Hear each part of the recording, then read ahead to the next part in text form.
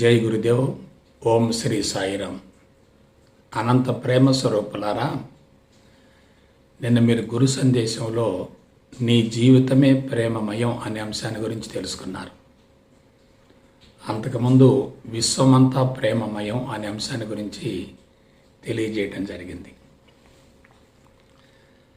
జాగ్రత్తగా విశ్లేషించుకునేటట్లయితే విశ్వమంతా ఆనందమయం, విశ్వమంతా ప్రేమమయం, విశ్వమంతా ఆత్మమయం, విశ్వమంతా భగవంతునిమయం. అందులో ఎటువంటి సందేహం లేదు. విశ్వమంతా వ్యాపించి ఉన్నది భగవంతుడే, మరింకేమీ కాదు. భగవంతుడి నుండే కనిపించేటటువంటి ఈ చరాచర జగత్తు ఆవిర్భవించి మరలా తిరిగి ఆ భగవంతుల్లోనికే లయం చెందుతుంది. అందువల్ల విశ్వంలో భగవంతుడు తప్ప మరొకటి లేదు. అందుకే భగవంతుడు కానిది, భగవంతుడు లేనిది, భగవంతునికి భిన్నమైనది, వేరైనది, అతీతమైనది మరొకటి ఉండనే ఉండదు. అంతా భగవంతునిమయం. భగవంతుడు అంటే ఆత్మ, కాబట్టి అంతా ఆత్మమయం. ఆత్మ అంటే ఆనందం, అందుకే అంతా ఆనందమయం. ఆనందం అంటే ప్రేమ, అందుకే అంతా ప్రేమమయం అన్నారు. మానవుడు విశ్వంలో ఒక భాగమే తప్ప విశ్వానికి వేరు కాదు, అతీతం కాదు, భిన్నం అంతకన్నా కాదు. అటువంటి మానవుడు విశ్వంలో ఒక భాగం కాబట్టి మానవుడు కూడా భగవంతుడే. అందుకే మానవ జీవితం కూడా ఆత్మమయం, ఆనందమయం, ప్రేమమయం. అందులో ఎటువంటి సందేహం లేదు. అయితే ఎవరైతే భౌతిక దృష్టిని, సూక్ష్మ దృష్టిని, సమదృష్టిని, దివ్య దృష్టిని కూడా అధిగమించి ఆత్మదృష్టికి చేరగలుగుతారో, ఆత్మస్థితిలో జీవించగలుగుతారో వారు మాత్రమే ఈ సత్యాన్ని అనుభవంలోనికి పొందగలుగుతారు.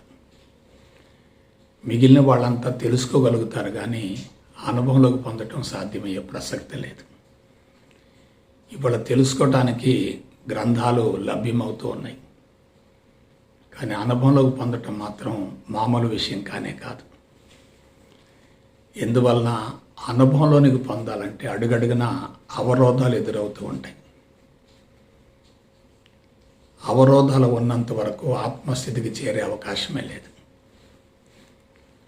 కాబట్టి మానవుడు ప్రేమతత్వంలో జీవించలేకపోవటానికి, ప్రేమను అందుకోలేకపోవటానికి అవరోధం ఏమిటి, అడ్డుగోడ ఏమిటి? ఒకే ఒక పదం చెప్తాను, ఒకే ఒక మాట చెప్తాను. అదేమిటంటే అజ్ఞానం.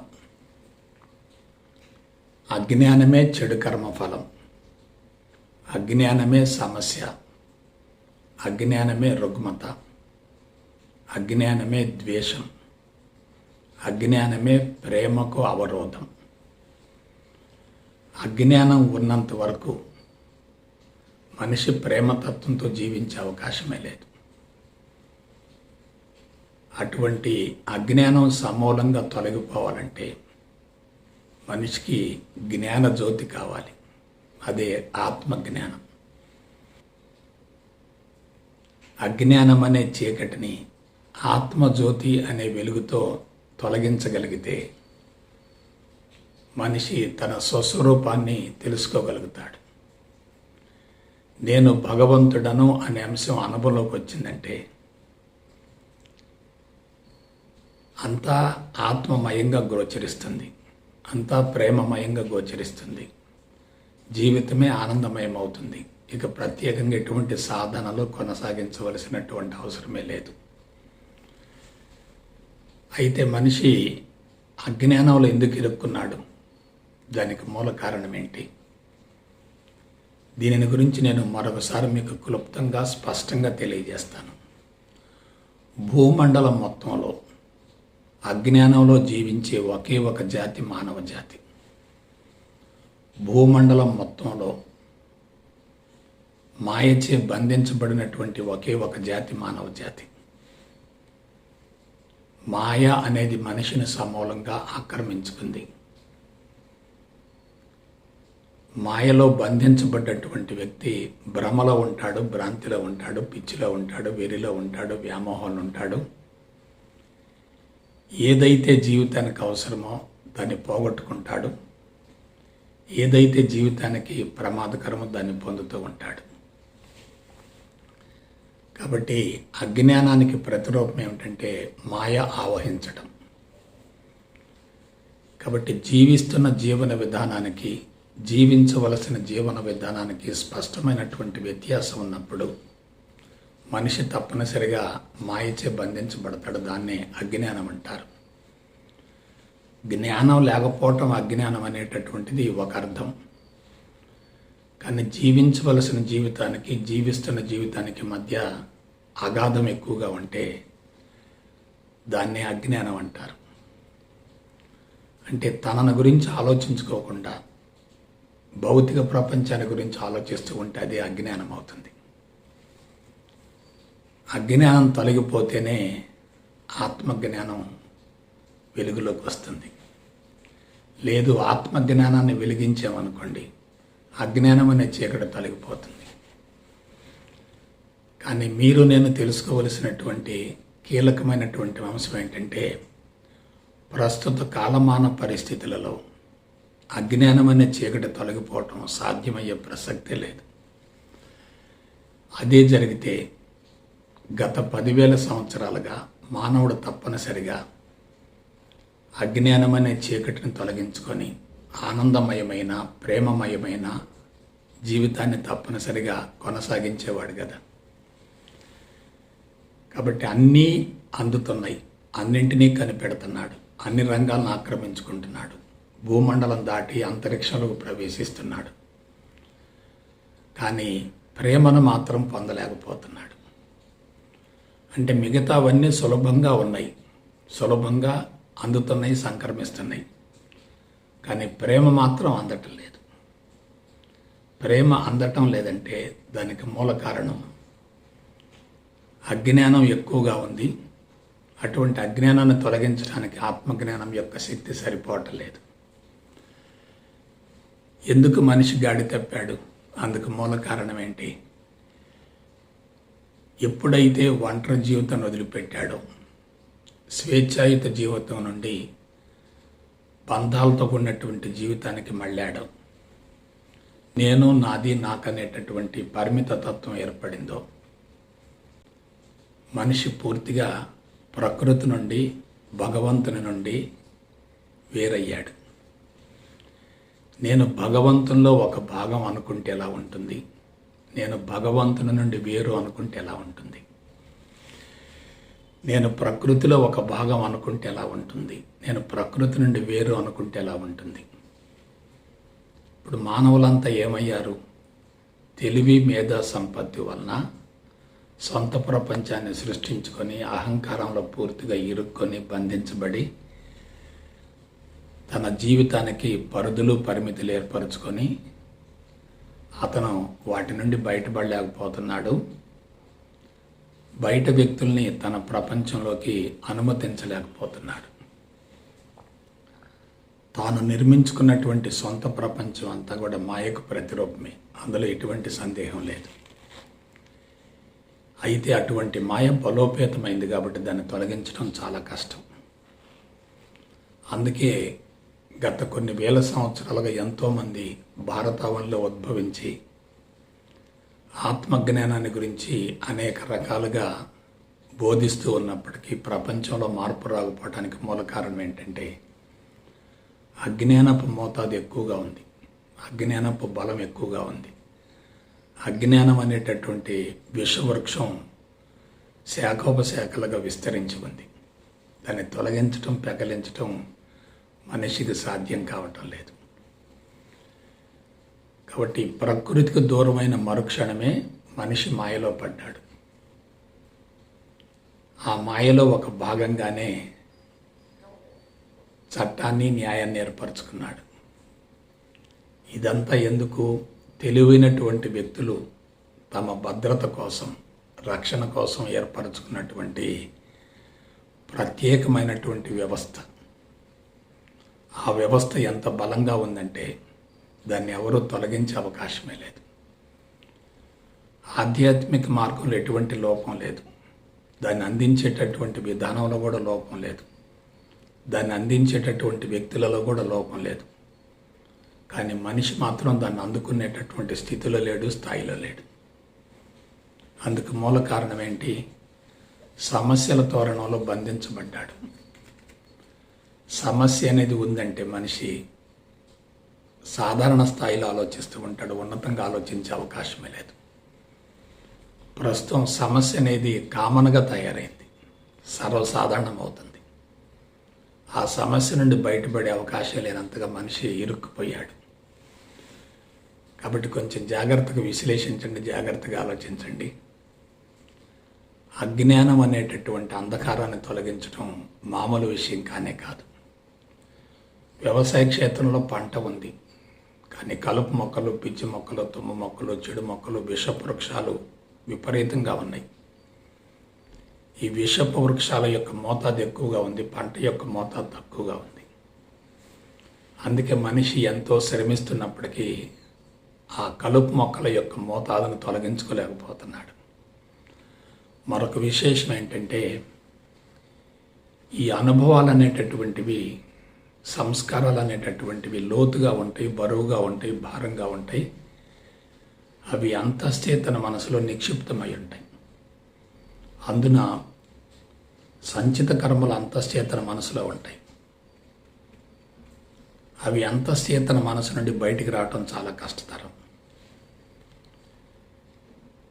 మరొక విశేషం ఏంటంటే, 15 సంవత్సరాల లోపే మనిషి తన లేత హృదయం మీద కొన్ని నిర్దిష్టమైనటువంటి భావాలను, ప్రణాళికలను, పథకాలను, గమ్యాలను, లక్ష్యాలను ఏర్పరచుకొని వాటిని గురించి పదే పదే ఆలోచిస్తూ ఉంటాడు, ఆరాటపడుతూ ఉంటాడు, నెరవేర్చుకోవటం కోసం పరితపిస్తూ ఉంటాడు, ప్రయత్నిస్తూ ఉంటాడు. అయితే ఆ ప్రయత్నంలో మనిషి ఏమవుతాడు? ఎన్నో రకాల కర్మలు చేస్తూ ఉంటాడు, తన శక్తిని మొత్తం వెచ్చిస్తూ ఉంటాడు, వాటిని నెరవేర్చుకోవటం కోసం పరితపిస్తూ ఉంటాడు, ఆహారనిశలు శ్రమిస్తూ ఉంటాడు, నిద్రకు, ఆహారానికి, విశ్రాంతికి సైతం స్వస్తి చెప్తాడు. అందున ఆర్థికపరమైనటువంటి చేయూత కోసం పరితపించే వాళ్ళు విపరీతమైన పోటీని ఎదుర్కోవాల్సి వస్తుంది. మానసిక ఒత్తిడి ఎక్కువగా ఉంటుంది. మానసిక ఒత్తిడి పెరుగుతుందంటే మనోబలం తగ్గుతూ ఉంటుంది. మనోబలం తగ్గుతుందంటే మనిషి తప్పనిసరిగా కార్యక్రమాలను సమర్థవంతంగా నిర్వహించలేడు, నెరవేర్చలేడు. పుట్టినప్పటి నుంచి మరణించేంత వరకు మానవ జీవితం నిరంతరం పోరాటంలో కొనసాగుతూ ఉంది. ఇటువంటి పోరాటం అనేది మామూలు విషయం కానే కాదు. ఈ పోరాటం ఎప్పుడైతే ఎక్కువగా ఉందో మనిషి నిరంతరం శక్తిని కోల్పోతూ ఉన్నాడు. కాబట్టి లౌకిక జీవితమే ప్రేమను అందుకోవటానికి, ప్రేమను పొందటానికి, ప్రేమను పంచటానికి ప్రధాన అవరోధం అవుతుంది. వాస్తవానికి లౌకిక జీవితం ప్రశాంతంగా నల్లేరు మీద బండిలాగా కొనసాగేటట్లయితే మనిషి ఆధ్యాత్మికతను గురించి ఆలోచించవలసిన అవసరమే ఉండదు. కానీ ఆధ్యాత్మిక మార్గంలో పట్టు సాధించగలిగితే, దాని గురించి శాస్త్రయుక్తంగా అధ్యయనం గావించుకొని జీవితాన్ని సక్రమైన పందాలోనికి మళ్లించుకోగలిగితే లౌకిక జీవితం సులభతరం అవుతుంది. దాని గురించి నేను గతంలో చెప్పాను, మరలా చెప్తున్నాను. ముందు ధర్మాన్ని గురించి స్పష్టంగా తెలుసుకోవాలి. ధర్మాన్ని గురించి తెలుసుకుంటే అది మనోఫలకంలో బలమైనటువంటి బీజం అవుతుంది. దీనిని గురించి ఎప్పుడు తెలుసుకోవాలి? బ్రహ్మచర్య ఆశ్రమంలో విద్యార్థి దశలోనే తెలుసుకోవాలి. విద్యార్థి దశలో ధర్మాన్ని గురించి స్పష్టంగా తెలుసుకొని మనోఫలకంలో బలమైనటువంటి బీజాలుగా నాటుకుంటే ఆ వ్యక్తి తర్వాత కాలంలో ప్రక్కదో బట్టే ప్రసక్తే లేదు. ఇది కీలక రహస్యం. సో ధర్మం అది బ్రహ్మచర్య ఆశ్రమంలోనే అందాలి. 20 సంవత్సరాల లోపే దాని గురించి స్పష్టంగా తెలుసుకోవాలి. దాని గురించి పూర్తిగా అవగాహన గావించుకోవాలి. అదే జీవిత పరమావధి అనేటటువంటి విషయం స్పష్టంగా తెలుసుకోగలగాలి. అనుభవంలోకి వచ్చే విధంగా దాని గురించి తెలుసుకోగలగాలి. కాబట్టి ధర్మం ధర్మం ధర్మం. ధర్మము అంటే ఏమిటి? ధర్మము అంటే ప్రకృతి. ధర్మము అంటే భౌతిక ప్రపంచం. ధర్మము అంటే చుట్టూ ఉన్నటువంటి వ్యక్తులు, జాతులు, జీవులు, పంచభూతాలు వగైరా వగైరా వగైరా. కాబట్టి ధర్మాన్ని గురించి ఎవరైతే స్పష్టంగా అవగాహన గావించుకుంటారో వాళ్ళు అంతా బ్రహ్మమయం, అంతా భగవంతునిమయం, అంతా ఆత్మమయం, అంతా ఆనందమయం, అంతా ప్రేమమయం అని శాస్త్రయుక్తంగా తెలుసుకోగలుగుతారు. కాబట్టి కీలకం ఎక్కడుంది? ధర్మం ధర్మం ధర్మం. ధర్మంగా జీవించే వ్యక్తికే ప్రేమ యొక్క విలువ తెలుస్తుంది. అధర్మంగా జీవించే వ్యక్తికి ప్రేమ యొక్క విలువ తెలియదు. ప్రస్తుతం ఏం జరుగుతుందో మీరు ఆలోచించండి. తల్లిదండ్రులు బిడ్డలకు ఇచ్చేటటువంటి అర్ధబీజాలలోనే ప్రణాళిక మొత్తం నిక్షిప్తమైంది. ఆ ప్రణాళిక మొత్తం కూడా అధర్మానికి సంబంధించింది. విద్యార్థి దశలోనే ఆ ప్రణాళికకు బలమైనటువంటి శక్తి అందించబడుతుంది. తల్లిదండ్రుల ద్వారా బిడ్డలకు సంక్రమించినటువంటి సంచిత కర్మలన్నీ కూడా అధర్మానికి సంబంధించినవి. అటువంటి సమాచారం మొత్తం అంతరంగంలో ఉన్నప్పుడు విద్యార్థి తెలుసుకునేటటువంటి సమాచారం కూడా అధర్మాన్ని పెంచి పోషించే విధంగా ఉన్నప్పుడు ఆ అధర్మానికి బలం చేకూరుతుంది కదా. అక్కడ ధర్మం పూర్తిగా అడుగంటిపోతుంది కదా. నేను మరొకసారి స్పష్టంగా చెప్తున్నాను. బ్రహ్మచర్యంలో విద్యార్థి దశలో ఎటువంటి భావాలైతే మానసిక మట్టంలో బలంగా ఏర్పడతాయో, నిక్షిప్తమవుతాయో అవే మనిషి జీవితాన్ని, భావి జీవితాన్ని నిర్దేశిస్తాయి. కాబట్టి ఏ వయసులో ఏది జరగాలో అది జరగాలి. ఇనుము కాలినప్పుడే సమ్మెట దెబ్బ కొంగుతుంది. కాలకపోయినా వంగదు, ఆరిపోయినా వంగదు. ఒక వ్యక్తి ఆధ్యాత్మిక మార్గంలో పరిణతి చెందటానికి సరైనటువంటి కాలం, సరైనటువంటి దశ విద్యార్థి దశ. ఎందువల్ల అప్పుడు బాధ్యతలు తక్కువగా ఉంటాయి, తెలుసుకోవాలి అనే జిజ్ఞాస ఎక్కువగా ఉంటుంది. ఎప్పుడైతే ఆ దశలో ధర్మాన్ని గురించి తెలుసుకోగలుగుతారో, ఆ ధర్మానికి సంబంధించినటువంటి బలమైనటువంటి బీజాలు అంతరంగంలో లోతుగా నిక్షిప్తమయ్యేటట్లయితే అవే అతనికి ఆస్తి అవుతాయి, అవే నడిపిస్తూ ఉంటాయి. ఇప్పుడు ఏం జరుగుతుందో మీరు ఆలోచించండి. తల్లిదండ్రుల యొక్క జీవన విధానం కూడా అధర్మంగా ఉంది.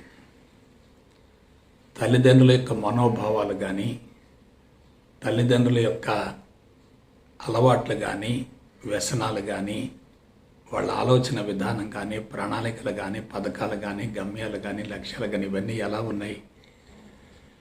కేవలం భద్రత కోసం, రక్షణ కోసం, సుఖవంతమైన జీవితం కోసం, సులభతరమైన జీవన విధానం కోసం కేటాయించబడ్డాయి తప్ప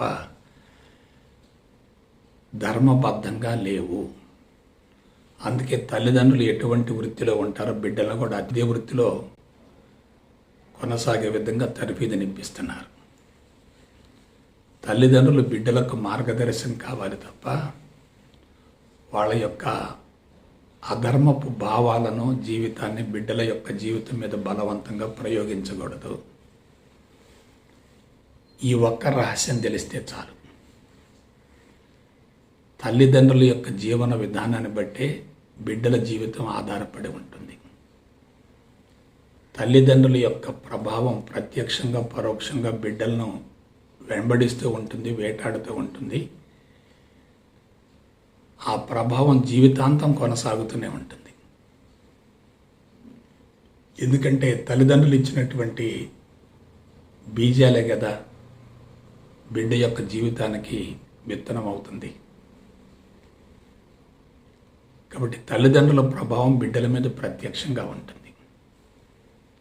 అటువంటి తల్లిదండ్రులు కలుషితమైనటువంటి జీవితాన్ని కొనసాగిస్తూ బీజాన్ని విడుదల చేసేటట్లయితే బిడ్డకు ప్రారంభంలోనే కలుషితమైనటువంటి సమాచారం అందుతుంది. ఆ సంస్కారాలన్నీ కూడా అధర్మబద్ధంగా ఉంటాయి. అధర్మమైనటువంటి సంస్కారాలు అంతరంగంలో ఉన్నప్పుడు ఆ బిడ్డలు చిన్న వయసులోనే అధర్మం వైపుకు తొందరగా ఆకర్షింపబడతారు. కాబట్టి అధర్మపు బీజాలు ఎక్కడ పడ్డాయి? చిన్న వయసులోనే పడ్డాయి. ఎప్పుడైతే 20 సంవత్సరాల లోపు బలమైనటువంటి బీజాలు పడతాయో ఆ వ్యక్తిలో మార్పు రావడం చాలా కష్టం. దాన్నే అజ్ఞానం అంటారు. అంటే ఏమిటి? తనను గురించి తాను తెలుసుకోకుండా సమాజాన్ని గురించి, ప్రపంచాన్ని గురించి, ప్రకృతిని గురించి, విశ్వాన్ని గురించి, చుట్టూ జరిగేటటువంటి సంఘటనల గురించి, వ్యక్తులను గురించి అతిగా అనవసరంగా పిచ్చిగా విపరీతంగా ఆలోచిస్తూ బాహ్యముఖ ప్రయాణాన్ని పెంచుకుంటున్నాడంటే అతను తప్పనిసరిగా అజ్ఞానంలో ఉన్నట్లే. కాబట్టి ఇప్పుడు చెప్పండి, అజ్ఞానమే చెడు కర్మఫలం, అజ్ఞానమే సమస్య, అజ్ఞానమే రుగ్మత. సో రుగ్మతలు ఎక్కడి నుంచి వచ్చాయి? పుట్టుకతోటే వచ్చాయి. సమస్యలు ఎక్కడి నుంచి వచ్చాయి? పుట్టుకతోటే వచ్చాయి. చెడు కర్మఫలం ఎక్కడి నుంచి మొదలైంది? తల్లిదండ్రుల నుంచి బిడ్డలకు సంక్రమించింది. తల్లిదండ్రులు ఇచ్చినటువంటి బీజాల కదా బిడ్డలకి కర్మల మూటగా రూపాంతరం చెందింది. అందువల్ల అజ్ఞానం అనేటటువంటి వటవృక్షం, విషవృక్షం శాఖోపశాఖలుగా విస్తరించి మనిషి యొక్క అంతరంగాన్ని పూర్తిగా కలుషితం చేసినప్పుడు ఆ వ్యక్తిని మార్చడం అనేది మామూలు విషయం కానే కాదు. నిజంగా వ్యక్తులు సులభంగా మారేటట్లయితే, తొందరగా మారేటట్లయితే ఆ ప్రయత్నం జరిగినప్పుడే సత్ఫలితం వచ్చేది కదా. క్రీస్తుకు పూర్వం 8000 సంవత్సరాల నుండి ఆ ప్రయత్నం జరుగుతూనే ఉంది. అందులో ఎటువంటి సందేహం లేదు. కానీ ఆ ప్రయత్నం ఎందుకు వైఫల్యం చెందిందంటే మనిషి యొక్క అంతరంగం పూర్తిగా అధర్మబద్ధంగా ఉంది, ధర్మాన్ని కాలరాచే విధంగా ఉంది, అజ్ఞానం అనేటటువంటి మత్తు ఎక్కువగా ఉంది, మాయ బలోపేతమైంది, తెలివి మీద సంపత్తి అధికంగా ఉంది. అందువల్ల మనిషి ఏం చేశాడు?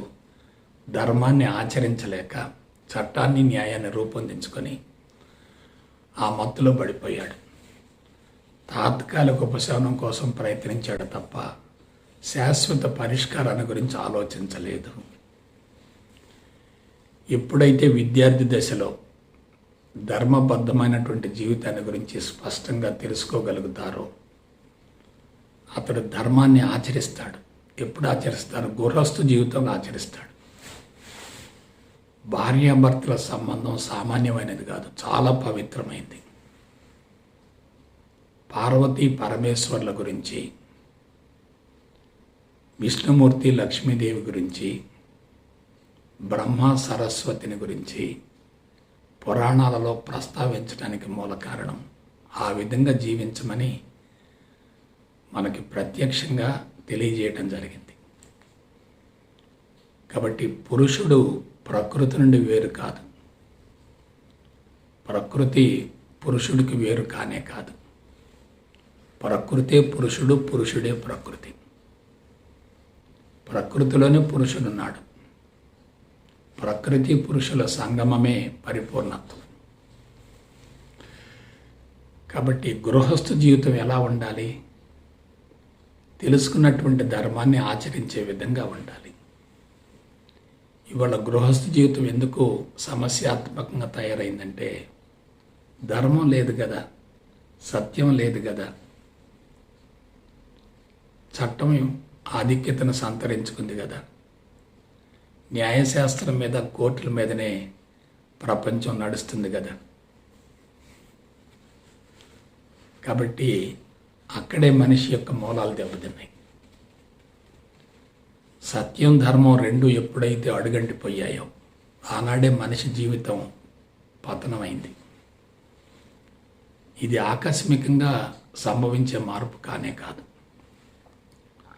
ఒక బలమైనటువంటి అభిప్రాయం తొందరగా ఏర్పడుతుంది, కానీ దాన్ని తొలగించుకోవటం బహు కష్టతరం. సమాజం అంతా ఎలా ఉంది? ఆకర్షణలతో కూడి ఉంది, పోరాటం జరుగుతుంది, పోటీతత్వంతో ఉంది. అందరూ కూడా ఏదో సాధించాలని పరితపిస్తున్నారు, ప్రయత్నిస్తున్నారు, ఆరాటపడుతున్నారు, అహర్నిశలు శ్రమిస్తున్నారు. సాధించవలసింది ఏదో ఉంది అనేటటువంటి అంశం ఎప్పుడు మొదలైంది? విద్యార్థి దశలోనే మొదలైంది. ఆ విధంగా అజ్ఞానంలో జీవించేటటువంటి వ్యక్తి వివాహం చేసుకుని సంసార జీవితాన్ని కొనసాగిస్తున్నప్పటికీ అతని జీవన విధానంలో మార్పు రాలేదు కదా, జీవన శైలిలో మార్పు రాలేదు కదా, జీవన సరళిలో మార్పు రాలేదు కదా. కాబట్టి అధర్మంగానే గృహస్థ జీవితాన్ని కొనసాగిస్తున్నాడు, అధర్మంగానే జీవన విధానం కొనసాగుతుంది. అటువంటి అధర్మపు మనస్తత్వంతో బీజాలను విడుదల చేస్తున్నాడు. ఆ బీజాల ద్వారా ఉత్పన్నమయ్యే సంతానం కూడా అధర్మంగానే ఉంటుంది కదా. కాబట్టి బ్రహ్మచర్యంలో గాడిదప్పినటువంటి ఆ జీవన విధానం గృహస్థ జీవితానికి విస్తరించింది, వ్యాపించింది. తల్లిదండ్రుల యొక్క మార్గదర్శకమే బిడ్డలకి వరం అవుతుంది. అదే తల్లిదండ్రులు అజ్ఞానంలో ఉంటే, అధర్మంగా జీవిస్తూ ఉంటే, అసత్యంగా జీవిస్తూ ఉంటే అదే బిడ్డలకు శాపం అవుతుంది. ప్రతి బిడ్డకి మొట్టమొదటి గురువులు తల్లిదండ్రులే కాదు, సాక్షాత్తు భగవంతులంటే తల్లిదండ్రులే. వాళ్ళు ఎటువంటి భావాలతో జీవిస్తూ ఉంటే, ఎటువంటి మార్గదర్శకం చూపిస్తూ ఉంటే బిడ్డలు కూడా అదే తరహాలో కొనసాగుతారు తప్ప వాళ్ళని అతిక్రమించలేరు, ఎదిరించలేరు. ఎందుకంటే వీళ్ళల్లో కూడా ఆల్రెడీ చెడు సంస్కారాలు ఉన్నాయి కాబట్టి. కాబట్టి తల్లిదండ్రుల యొక్క సంస్కారాలు, బిడ్డల యొక్క సంస్కారాలు రెండు కూడా ఒకదానితో మరొకటి అనుసంధానమై బలంగా తయారయ్యాయి.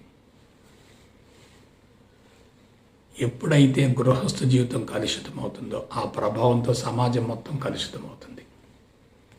గృహస్థ అంటే ఎవరు అనుకున్నారు? తాను ధర్మంగా జీవిస్తూ దాన ధర్మాలతో సమాజాన్ని పోషించవలసినటువంటి కనీస కర్తవ్యం అతని మీద ఉంది. తాను కష్టించి పని చేయాలి, ఆ కష్టార్జితాన్ని కొంతమందికి పంచాలి. కాబట్టి సమాజాన్ని పోషించవలసినటువంటి ప్రథమ కర్తవ్యం ఎవరి మీద ఉందంటే గృహస్థు మీద ఉంది. ఇవాళ గృహస్థు సమాజాన్ని పోషించడం లేదు, దాన ధర్మాలు చేయటం లేదు, సమాజం నుండే ఆశిస్తున్నాడు. తన కుటుంబ పోషణ కోసం సమాజాన్ని ఉపయోగించుకుంటున్నాడు. కాబట్టి అక్కడ మూలాలు దెబ్బతిన్నాయి కదా. ప్రపంచం నుండి నాకేమిటి అనే భావన ఎప్పుడైతే బలీయం అవుతుందో అతను ధర్మాన్ని ఎందుకు ఆచరిస్తాడు? దాన ధర్మాలు ఎందుకు చేస్తాడు? తన కుటుంబ పోషణే ప్రధానం అనుకున్నప్పుడు తన తెలివి మేధా సంపత్తితో, తన ప్రావీణ్యతతో, నైపుణ్యంతో సంపదను పోగు చేసుకునేటటువంటి కార్యక్రమాలను కొనసాగిస్తాడు తప్ప దాన ధర్మాల వైపుకు దృష్టి మళ్ళదు కదా. ఆలోచించండి. కాబట్టి ఇవాళ తన తెలివి మేధా సంపత్తి మొత్తం కూడా సమూలంగా దుర్వినియోగపడుతుంది. ఇదంతా కూడా స్లో పాయిజన్ లాగా కొనసాగుతూ వచ్చింది. ఆకస్మికంగా వచ్చింది కానే కాదు, కొన్ని వందల తరాల నుంచి ఈ విధానం కొనసాగుతూ వస్తుంది. అందుకే అది తొలగించలేనంత బలమైనటువంటి వృక్షం మాదిరిగా తయారైంది. ఎప్పుడైతే గృహస్థ జీవితం కలుషితమవుతుందో ఆ ప్రభావంతో వానప్రస్థం అశాంతిగా మారుతుంది, అసంతృప్తిగా మారుతుంది. ఆ అసంతృప్తిని, అశాంతిని మోసుకుంటూ జీవితాన్ని బలవంతంగా మధ్యలోనే ముగించవలసినటువంటి పరిస్థితులు ఏర్పడుతున్నాయి. కాబట్టి జీవితం ఎక్కడ గాడి తప్పింది? మూలాలే దెబ్బతిన్నాయి. లేకపోతే సాక్షాత్తు భగవంతుడి స్థితిలో జీవించినటువంటి మహానుభావులు, అవతార పురుషులు జన్మించినప్పటికీ మనుషులు తాత్కాలికంగా ప్రభావితమయ్యారు తప్ప వాళ్ళ అంతరంగంలో మార్పు రాలేదు కదా. అందుకు మూల కారణం ఏంటి? తరాలు మారే కొలది మనిషి అధర్మాన్ని ఎక్కువగా ఆచరించడం మొదలుపెట్టాడు. వనరులు తరిగిపోతున్నప్పుడు, అవసరాలు పెరుగుతూ ఉన్నప్పుడు, కోరికలు పెరుగుతూ ఉన్నప్పుడు వాటిని తీర్చుకోవటం కోసం మనిషి ప్రకృతిని ఉపయోగించుకుంటూ ధర్మాన్ని కాలరాచి అధర్మంలో జీవిస్తూ తన జీవితాన్ని సమూలంగా బలహీనపరుచుకొని పతనం చేసుకొని సమాజాన్ని, ప్రపంచాన్ని, ప్రకృతిని సైతం పతనం చేశాడు. ఇవాళ ఈ భౌతికవాదపు మత్తులో, సుఖవంతమైన సులభతరమైన జీవన విధానంలో, విలాస వినోద శృంగారభరితమైనటువంటి జీవితాన్ని కొనసాగించాలని పరితపిస్తున్నటువంటి వ్యక్తులకి ఆత్మజ్ఞానాన్ని గురించి బోధించడం సాధ్యమవుతుందా? ఒకవేళ బోధించినప్పటికీ అది ప్రాక్టికల్గా అనుభవంలోకి వస్తుందా? రానే రాదు. అందుకే బోధించడం చాలా సులభం, అనుభవంలోకి పొందడం చాలా కష్టం. వాస్తవానికి సమాచారం పుష్కలంగా ఉంది, కానీ ఆచరించే వాళ్ళే తగ్గిపోతున్నారు. అందుకు మూల కారణం ఏంటి? తాను ఏర్పరచుకున్నటువంటి వ్యవస్థే తనని సమూలంగా కబళించి వేసింది. కుటుంబ వ్యవస్థ కుళ్ళిపోతుంది, వివాహ వ్యవస్థ వికటించింది, పెట్టుబడిదారి వ్యవస్థ బలోపేతమైంది, మనిషి పూర్తిగా గాడి తప్పాడు. అందుకే చాలామంది ఇటీవల కాలంలో కొన్ని ప్రకటనలు చేస్తూ ఉన్నారు, ప్రపంచం మారుతుందని. ప్రపంచం మారుతున్న మాట వాస్తవమే, అది వ్యక్తుల ద్వారా మారటం లేదు. ప్రకృతే ప్రపంచాన్ని మారుస్తుంది. తనకు అనుకూలంగా జీవించే వాళ్ళని ప్రకృతి నిరంతరం కాపాడుకుంటుంది. తనకు విరుద్ధంగా జీవించే వాళ్ళని ప్రకృతి నిరంతరం వేధిస్తూ ఉంటుంది, వెంబడిస్తూ ఉంటుంది, శిక్షిస్తూ ఉంటుంది, అవసరమైతే భక్షిస్తూ ఉంటుంది. కాబట్టి మనం ప్రకృతిలో ఒక భాగమే తప్ప ప్రకృతి నుండి వేరు కాదు, భిన్నం కాదు, అతీతం అంతకన్నా కాదు కదా. ఈ ఒక్క విషయాన్ని గురించి తెలుసుకోగలిగితే చాలు కదా. కానీ మనిషి తెలుసుకోలేకపోతున్నాడు కదా. అందుకు మూల కారణం ఏంటి? తన అంతరంగమే బాహ్య ప్రపంచం కానే కాదు. తన అంతరంగంలో ఉన్నటువంటి కలుషితమే అంతటికీ విస్తరిస్తుంది, వ్యాపిస్తుంది. అందువల్ల బాహ్య ప్రపంచాన్ని సరిచేయటం కాదు, అంతరంగాన్ని సరి చేసుకోవాలి. అందుకు చక్కని మార్గం ఏంటంటే ఆధ్యాత్మికతే. ఆధ్యాత్మికత అంటే ప్రపంచాన్ని మార్చడం కానే కాదు, తన అంతరంగాన్ని మార్చుకోవటమే. ప్రపంచానికి సేవ చేయటం కాదు, తన జీవితానికి తాను సేవ చేసుకోవటమే. నేను భగవంతుడను, నేను ఆత్మస్వరూపాన్ని, నేను సచ్చిదానంద స్వరూపాన్ని అని తెలుసుకున్న మరుక్షణమే జీవితమే ప్రేమమయంగా మారుతుంది కదా. జీవితం ప్రేమమయమైనప్పుడు ఇక ద్వేషానికి అవకాశం ఉండదు కదా. కాబట్టి మనిషి జీవితం పూర్తిగా గాడిదప్పటానికి మూల కారణం స్వయంకృతాపరాధమే, తెలివి మీద సంపత్తి, మాయ ఆవహించి ఉండటమే. మనిషి భౌతిక ప్రపంచం నుండి ఆనందాన్ని పొందాలని ప్రయత్నించటమే. భౌతిక ప్రపంచంలో ఆనందం లేనప్పుడు భౌతిక ప్రపంచంలో ప్రేమ కూడా లేనట్లే కదా. కాబట్టి భౌతిక ప్రపంచంలో ప్రేమను పొందాలనుకోవటం అజ్ఞానమే కదా. అంతరంగంలో ఉన్నటువంటి ఆనందాన్ని, ప్రేమను మర్చిపోయి భౌతిక ప్రపంచం నుండి ఆశిస్తున్నాడంటే అతని జీవితం పూర్తిగా గాడి తప్పినట్లే కదా. కాబట్టి మనిషి ఎక్కడ బలహీనపడ్డాడంటే ప్రకృతికి దూరం కావటమే, ధర్మాన్ని కాలరాయటమే, సత్యాన్ని విస్మరించటమే. అంతకు తప్ప వేరే ప్రత్యామ్నాయం లేనే లేదు. అంతకు తప్ప వేరే మరొకటి లేనే లేదు. కాబట్టి దీన్ని అనుభవంలోకి పొందగలగాలి. సిద్ధాంతపరంగా తెలుసుకోవటం చాలా సులభం, కానీ అనుభవంలోకి పొందటం చాలా కష్టతరం. కాబట్టి ముందు ప్రేమ అంటే ఏమిటో తెలుసుకోవాలి. ఆ ప్రేమను అనుభవంలోకి పొంది అందించగలగాలి. దాన్ని విస్తరింపజేయాలి, దాన్ని విశ్వవ్యాప్తం చేయాలి. అందుకు మార్గం ఏమిటి? దాని గురించి చూద్దాం. ప్రేమను గురించి బ్రహ్మచర్య ఆశ్రమంలోనే, విద్యార్థి దశలోనే తెలుసుకోవాలి.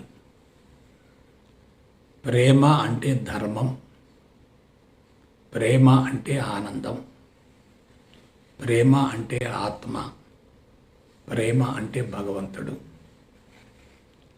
ప్రేమ అనేది వర్ణించేది కాదు, వివరించేది కాదు, నిరూపించేది కాదు, తెలియజేసేది కాదు. అది ఎవరికి వాళ్ళు అనుభవించవలసింది. అదే ప్రేమ అంటే. రెండవది, ఆ ప్రేమను గురించి స్పష్టంగా తెలుసుకున్న తర్వాత ఆ ప్రేమను జీవిత భాగస్వామికి పంచాలి. భార్య భర్త ఇద్దరు కూడా ప్రేమ పంటగా సంతానాన్ని కనాలి. కేవలం లైంగిక వ్యామోహాన్ని తీర్చుకోవటం కోసమే భార్య భర్తలు సెక్స్లో పాల్గొనకూడదు. తన నుండి ప్రేమ బయటకు విడుదలైతే జీవిత భాగస్వామి నుండి కూడా ప్రేమను పొందేటటువంటి అర్హత ఉంటుంది. తనలో ఉన్నదాన్నే ప్రపంచానికి అందిస్తాడు. తనలో ఏముందో తెలుసుకోవాలి కదా. తనలో అసంతృప్తి ఉందనుకోండి, ఆ అసంతృప్తే జీవిత భాగస్వామికి విస్తరిస్తుంది. తనలో భయం ఉందనుకోండి, ఆ భయమే అవతలి వ్యక్తికి చేరుతుంది. తనలో ఆవేశం ఉందనుకోండి, ఆ ఆవేశమే అవతలి వ్యక్తికి అందించబడుతుంది. అవతలి వ్యక్తి నుండి తిరిగి మళ్ళీ అదే తనకు వస్తుంది. యాక్షన్ బట్టే రియాక్షన్ కదా, చర్యను బట్టే ప్రతిచర్య కదా. చర్య ఒక రకంగా, ప్రతిచర్య మరొక రకంగా ఉండవు కదా. కాబట్టి బ్రహ్మచర్యంలోనే ప్రేమకు సంబంధించినటువంటి సమాచారాన్ని స్పష్టంగా, శాస్త్రయుక్తంగా అవగాహన చేసుకొని మనసులో బలమైనటువంటి బీజాలుగా నాటుకోవాలి. తల్లిదండ్రుల నుంచి ఎప్పుడైతే చెడు సంస్కారాలు సంక్రమిస్తాయో, విద్యార్థి దశలో కూడా ప్రేమను గురించి తెలుసుకొని ఆ సమాచారాన్ని అంతరంగంలో నిక్షిప్తం చేసుకోవటం అనేది చాలా కష్టమవుతుంది. అందుకే చాలామంది చదువుకుంటున్నారు, కానీ కొద్దిమందే ఉన్నతంగా ఎదుగుతున్నారు. విద్యార్థి దశలోని మనుషులంతా కూడా గాడి తప్పుతున్నారు. ఇవాళ విద్యార్థి దశలోనే నేర ప్రవృత్తి పెరుగుతుంది. విద్యార్థి దశలోనే వ్యసనాలకు అలవాటు పడుతున్నారు. విద్యార్థి దశలోనే జీవితాన్ని అనుభవించాలనేటువంటి ఆరాటం ఎక్కువగా ఉంది. విద్యార్థులు గురువుల్ని గౌరవించటం లేదు. వాళ్ళు అందించేటటువంటి జ్ఞానాన్ని గురించి పెద్దగా ఆసక్తిని చూపటం లేదు. ఎందువల్ల? వాళ్ళు అందించేటటువంటి జ్ఞానం ఒక రకంగా ఉంది, వీళ్ళ అంతరంగం మరొక రకంగా ఉంది. క్రమశిక్షణ అనేది ఆకస్మికంగా లభించేది కాదు. అది విద్యార్థి దశలో గనక అలవడితే తర్వాత జీవితానికి విస్తరిస్తుంది, వ్యాపిస్తుంది. విద్యార్థి దశలో ఎప్పుడైతే మనిషి గాడి దప్పుతాడో దాని ప్రభావం గృహస్థ జీవితం మీద ఉంటుంది, దాని ప్రభావం వానప్రస్థం మీద ఉంటుంది, దాని ప్రభావం అంతిమ దశలో సన్యాసి దశ మీద కూడా ఉంటుంది. కాబట్టి మనిషి యొక్క మూలాలు పూర్తిగా దెబ్బతిన్నాయి. భార్యాభర్త ప్రేమగా జీవిస్తూ ఉంటే అదే యోగం అవుతుంది. యోగం అంటే ఏమిటి? రెండింటి కలయిక కదా. ఏమిటా రెండు? ప్రకృతి పురుషుడు, క్షేత్రము క్షేత్రజ్ఞుడు, ఆధేయము ఆధారం, భార్య భర్త. ఎప్పుడైతే ఇద్దరు ప్రేమమయంగా కలిసిపోయి ప్రేమతత్వంతో ఉన్నటువంటి బీజాలను విడుదల చేస్తారో ఆ బీజాలు సమాజానికి వరంగా మారతాయి. అప్పుడు జీవితం సంతృప్తిగా కొనసాగుతుంది, జీవితం ప్రేమమయంగా కొనసాగుతుంది, జీవితం ఆనందంగా కొనసాగుతుంది. జీవితం ఆనందంగా కొనసాగుతుంటే అసంతృప్తి ఎందుకు ఉంటుంది? ఇంకా అసంతృప్తి ఉన్నప్పుడు ఆనందం ఎలా వస్తుంది? కాబట్టి ప్రేమ అనేది ఎక్కడి నుంచి మొదలవ్వాలి? వ్యక్తి నుండి మొదలవ్వాలి. కుటుంబం అంతా ప్రేమాలయంగా మారాలి. ఆ ప్రేమాలయం సమాజానికి ఆదర్శవంతం కావాలి. ఇవాళ వివాహ వ్యవస్థ వికటించింది. కుటుంబ వ్యవస్థ మొత్తం ఆర్థికపరమైన అంశాలతో కొనసాగుతుంది. డబ్బు లేకుండా మనిషి ఒక్క అడుగు కూడా ముందుకెళ్ళే అవకాశమే లేదు. ఇటువంటి క్లిష్ట పరిస్థితులలో ధర్మాన్ని గురించి తెలుసుకోవటం కానీ, ప్రేమను గురించి తెలుసుకోవటం కానీ, ఆనందాన్ని గురించి తెలుసుకోవటం కానీ, ఆచరించడం కానీ ఎంత కష్టమో మీరు ఆలోచించండి. తల్లిదండ్రులు బీజాలను విడుదల చేసేటప్పుడు ఆ బీజాల యొక్క భవిష్యత్తు తల్లిదండ్రుల యొక్క జీవితం మీద ప్రత్యక్షంగా ఉంటుంది.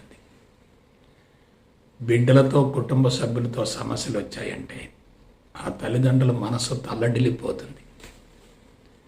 బిడ్డల క్రమశిక్షణగా, బాధ్యతగా, ప్రేమగా, ధర్మంగా, శీల సంపదతో పెరుగుతూ ఉంటే జీవితం తప్పనిసరిగా సద్వినియోగపడుతుంది. కాబట్టి మాతృత్వం అనేటటువంటి యజ్ఞం వైఫల్యం చెందిందంటే మనిషి జీవితం సమూలంగా దెబ్బతింటుంది. ఇవాళ మనుషుల్లో ఉన్నటువంటి అసంతృప్తికి, అశాంతికి మూల కారణం ఏంటంటే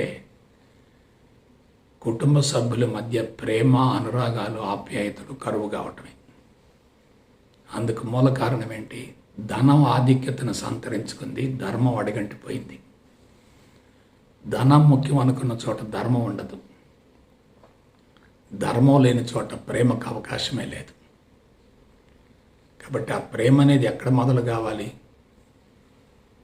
ఎక్కడ మొదలు కావాలి? నీ జీవితం నుండే మొదలు కావాలి. అందుకు మార్గం ఏమిటి? మరొకసారి చెప్తున్నాను. అజ్ఞానమే చెడు కర్మ ఫలం, అజ్ఞానమే సమస్య, అజ్ఞానమే రుగ్మత, అజ్ఞానమే ద్వేషం, అజ్ఞానమే అన్ని అనర్థాలకు మూలం. మరి దానికి పరిష్కారం ఏంటి? ఆత్మజ్ఞానమే అన్ని రుగ్మతలకు, అన్ని సమస్యలకు, అన్ని రకాల చెడు కర్మ ఫలానికి సమూల శాశ్వత పరిష్కారం అవుతుంది. చీకటి తొలగిపోవాలంటే తప్పనిసరిగా వెలుగు కావాలి. ఆ వెలుగే ఆత్మజ్ఞానం. అటువంటి ఆత్మజ్ఞానాన్ని అందించేటటువంటి వ్యక్తి ఆ జ్ఞానాన్ని అనుభవంలోకి పొందగలిగి ఉండాలి. కేవలం సిద్ధాంతాన్ని బోధించడం కాదు, అనుభవాన్ని పొందగలగాలి. అనుభవాన్ని పొంది అందించేటటువంటి గురువులు కరువయ్యారు. కేవలం సిద్ధాంతాన్ని బోధించేటటువంటి వ్యక్తులు పెరుగుతున్నారు. సమాచారం అంతటా లభిస్తుంది, కానీ అనుభవించినటువంటి గురువు యొక్క నోటి నుండి ఆ సమాచారం బయటకు వచ్చినప్పుడు అది అవతలి వ్యక్తి యొక్క హృదయాన్ని స్పృశిస్తుంది. హృదయాల సమ్మేళనం జరుగుతుంది. హృదయాల కలయిక జరుగుతుంది, ఆత్మల సంసర్గం జరుగుతుంది. అటువంటి వ్యక్తి దానిని అంతరంగంలో నిక్షిప్తం చేసుకొని జీవితానికి తప్పనిసరిగా అన్వయించుకుంటాడు. అందువలన బిడ్డలారా, ప్రేమను పొందటానికి అవరోధం మన అంతరంగమే, బాహ్య ప్రపంచం కానే కాదు. బాహ్య ప్రపంచం ఎన్ని రకాలుగా ప్రలోభపెట్టినప్పటికీ అంతరంగంలో పవిత్రత ఉంటే ఆ ప్రలోభాలకు మనం లొంగే ప్రసక్తి లేదు. బాహ్య పరిస్థితులకు మనం లొంగుతున్నామంటే అది బాహ్య ప్రపంచం యొక్క లోపం కానే కాదు, మన అంతరంగంలో ఉన్నటువంటి సంస్కారాల యొక్క లోపమే. మనం అంతరంగాన్ని సరిచేసుకోవాలి తప్ప బాహ్య ప్రపంచాన్ని సరిచేయటం కానే కాదు. బాహ్య ప్రపంచాన్ని సరిచేస్తున్నంతకాలం అంతరంగం సరిగా ఉండదు. మన అంతరంగాన్ని సరిచేసుకోవటం మొదలు పెడితే అప్పుడు బాహ్య ప్రపంచాన్ని సరిచేసేటటువంటి అర్హతను పొందగలుగుతాం. అందుకే ప్రేమను గురించి తెలుసుకోవటం మొదటి దశ. ప్రేమను జీవిత భాగస్వామికి, కుటుంబ సభ్యులకు పంచడం అనేది రెండవ దశ. అటువంటి ప్రేమతత్వంతో జీవించేటటువంటి వ్యక్తుల యొక్క కుటుంబం సమాజానికి విస్తరించడం అనేది మూడవ దశ. ఆ తర్వాత విశ్వవ్యవత భావంతో విశ్వంలో సునాయాసంగా ఐక్యం చెందటమే సంపూర్ణ స్వేచ్ఛతో జీవితాన్ని ముగించడం అంటే. కాబట్టి ఎక్కడ పునాదులు పడాలి, ఎక్కడ బీజాలు పడాలి, ఇప్పుడు ఏం జరుగుతుందో మీరు ఆలోచించండి. విద్యార్థి దశ అనేది వ్యాపారాత్మక ధోరణిలో మొదలవుతుంది. విద్యార్థులు కానీ, తల్లిదండ్రులు కానీ, యాజమాన్యాలు కానీ, ఉపాధ్యాయులు కానీ, అధ్యాపకులు కానీ, బంధువులు కానీ, మిత్రులు కానీ, హితులు కానీ, సన్నిహితులు కానీ వీళ్ళంతా ఎలా ఉన్నారు? అధర్మానికి సంబంధించినటువంటి విద్యను ప్రోత్సహిస్తున్నారు. ధర్మాన్ని కాలరాచి ధనాన్ని సంపాదించుకునే విధంగా విద్యను బోధిస్తున్నారు, విద్యను అందిస్తున్నారు, విద్యను కొనుక్కుంటున్నారు. లక్షల రూపాయలు ఖర్చు చేసి విద్యను కొనుక్కుంటున్నారు.